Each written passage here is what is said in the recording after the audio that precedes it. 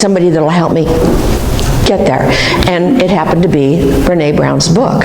So this chapter is toward the end of the book, and it's about cultivating laughter and song and joy and dance. And she begins the chapter with a quote by Mark Twain. Is it Mark Twain? Yeah, him, the guy. Yeah, and he says, dance like no one is watching, sing like no one is listening, love like you've never been hurt, and live like it's heaven on earth. Doesn't it just get you?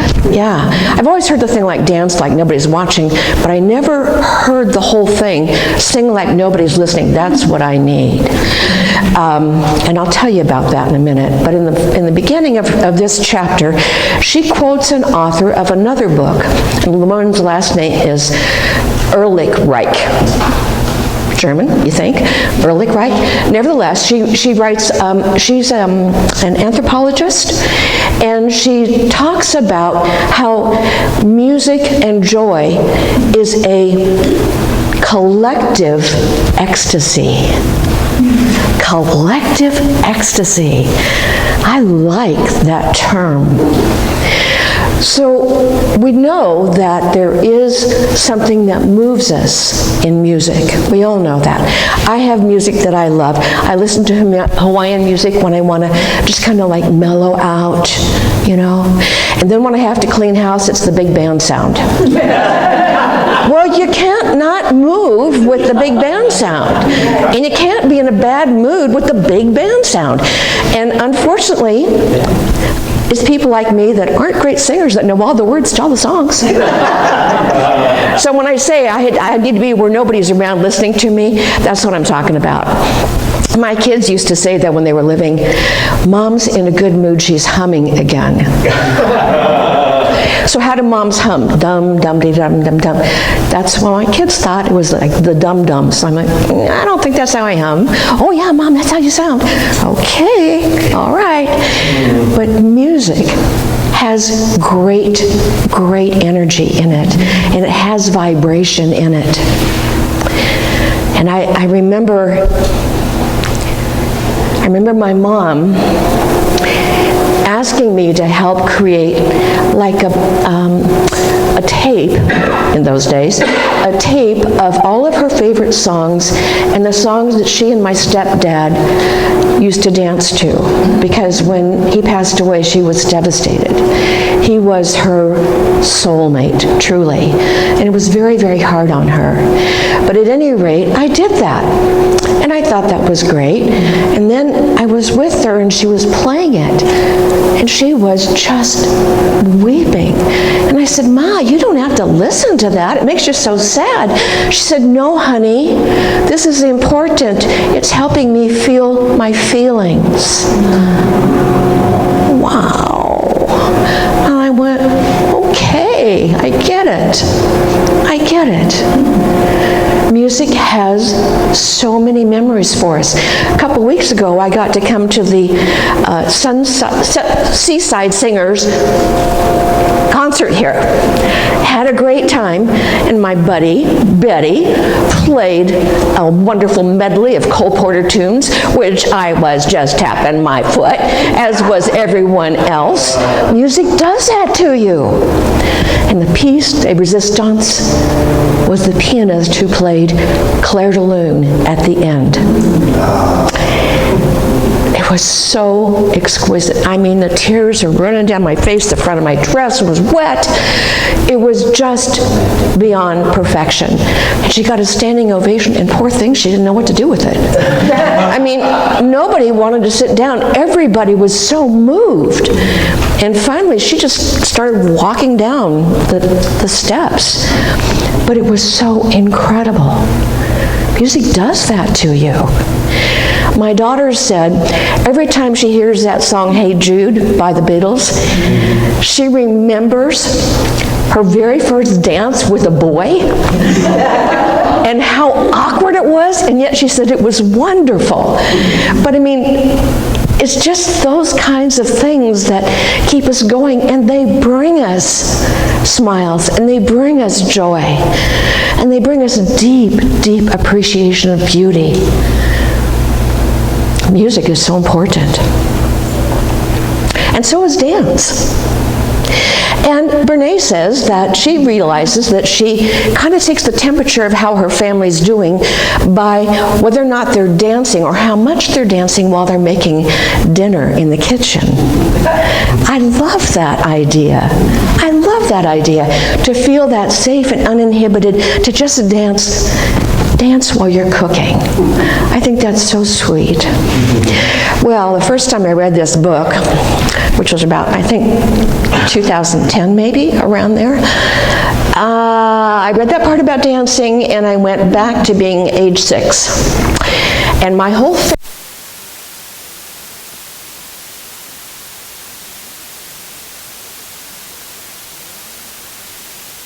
band, and the food was served. You didn't walk down the catering line. It was pretty incredible.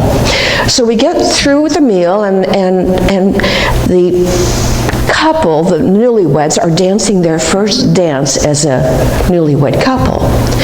And then about, I don't know, maybe 2/3 of the way through the music, the MC gets up and starts inviting others to join them. So it's the parents of the bride, and then the parents of the groom, and then the bridesmaids and the groomsmen, and she had 6 of each. Big deal. Okay. Let me just interject here that all of that wonderful wedding and all of that did not keep them together 13 years later, but never mind. Never mind. The music was great. So he starts, the MC is inviting people out on the floor to dance. And I'm thinking, well, I probably should do that too. So I get down from my chair and I weave my way through the chairs and whatever, and I get out to the dance floor, and I notice that everybody is gliding along. And I realize I don't have a partner. I have no clue what to do. So I just freeze. And I must have looked like the deer in the headlights, because the MC got back on the mic and he said, "Would someone help that little girl? I think she's stuck." And I think that is why I don't like to dance alone. Now, dancing with my husband, great. He doesn't always have the best sense of rhythm, but he's very enthusiastic. It's wonderful. No, it's wonderful. You kind of have to you decide, what are you focus on? So I just focus on the fun part. But even when they have the fast dances and everybody does their own thing, I'm not rushing out there. I just don't feel confident about that.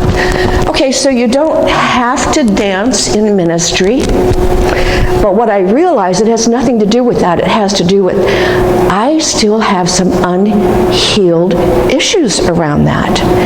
And those unhealed issues have kind of, I don't know how to say it, constricted or contracted me. Does that make sense? Am I saying the right?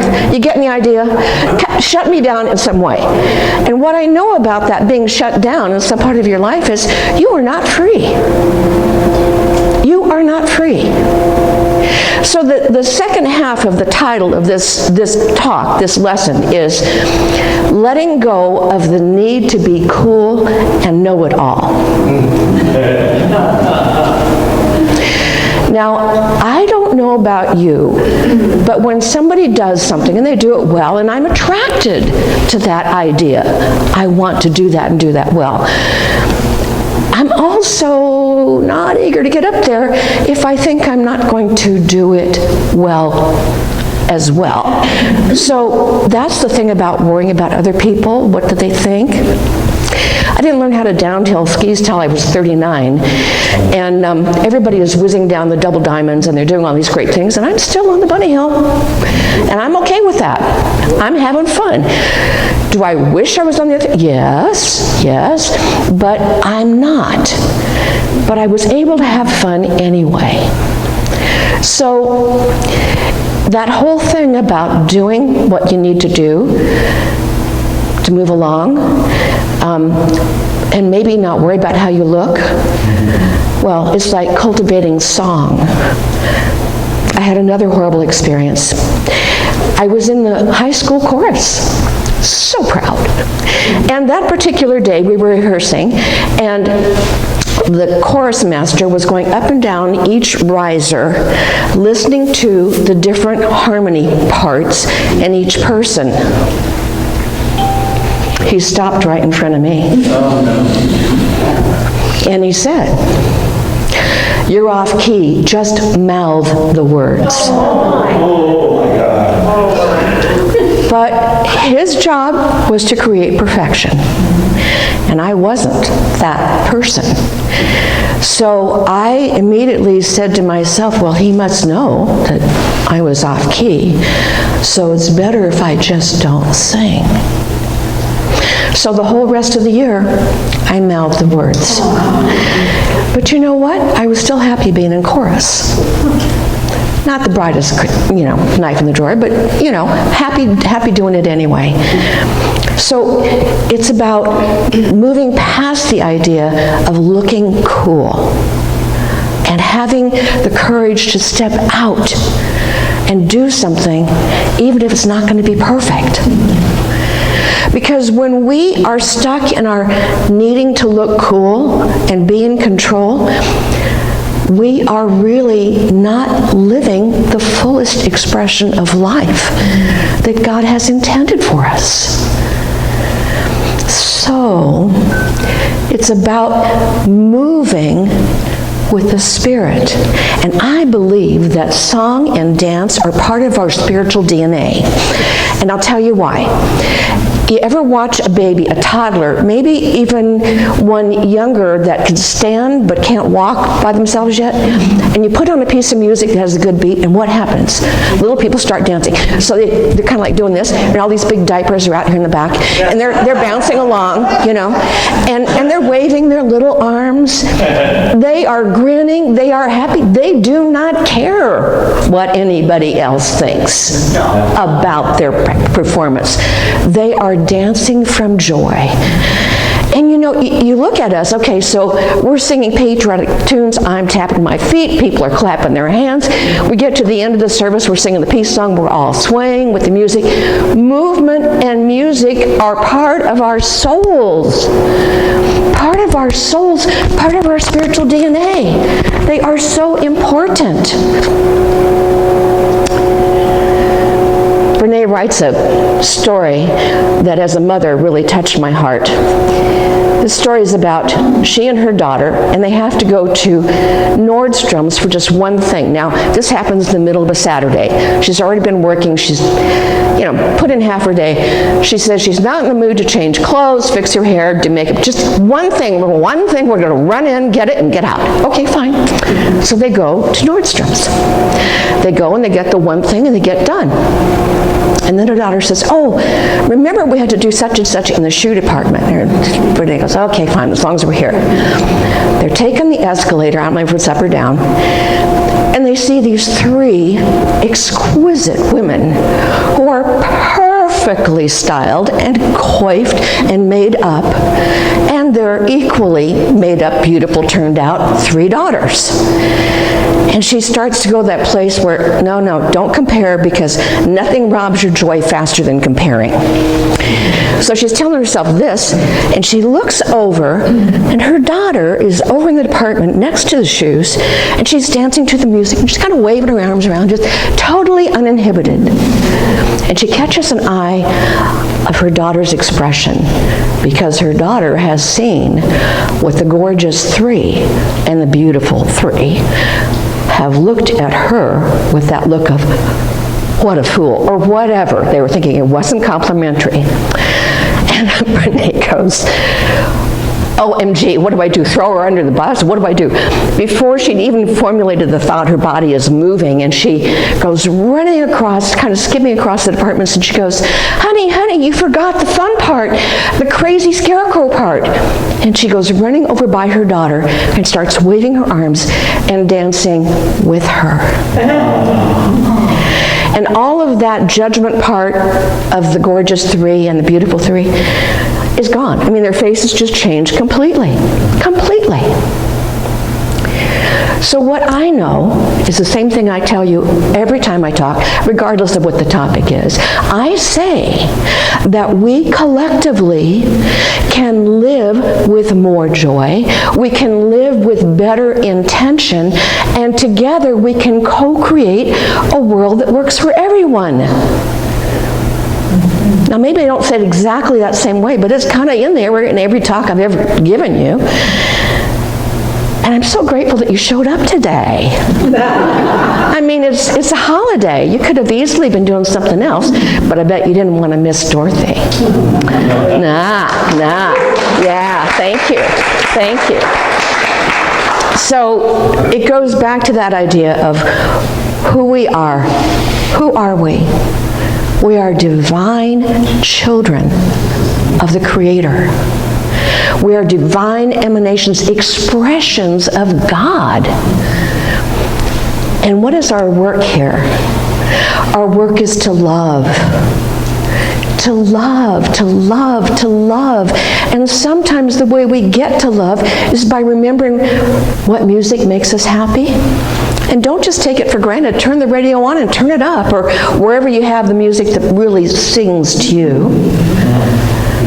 And the things that make you laugh, whether it's the late night TV people, which I like, but I can never stay up for, or, you know, if you watch the reels, like the little babies that are just laughing uncontrollably, just with such joy, they make you giggle.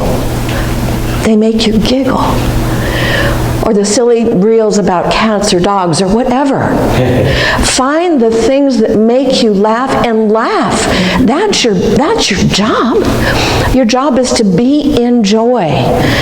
Now, it's Memorial Day. Are we joyful about Memorial Day? We are full of gratitude. We are full of love. We are full of appreciation. And we still have the ability to love joyfully. To love joyfully. To remember the funny things that our beloveds used to say.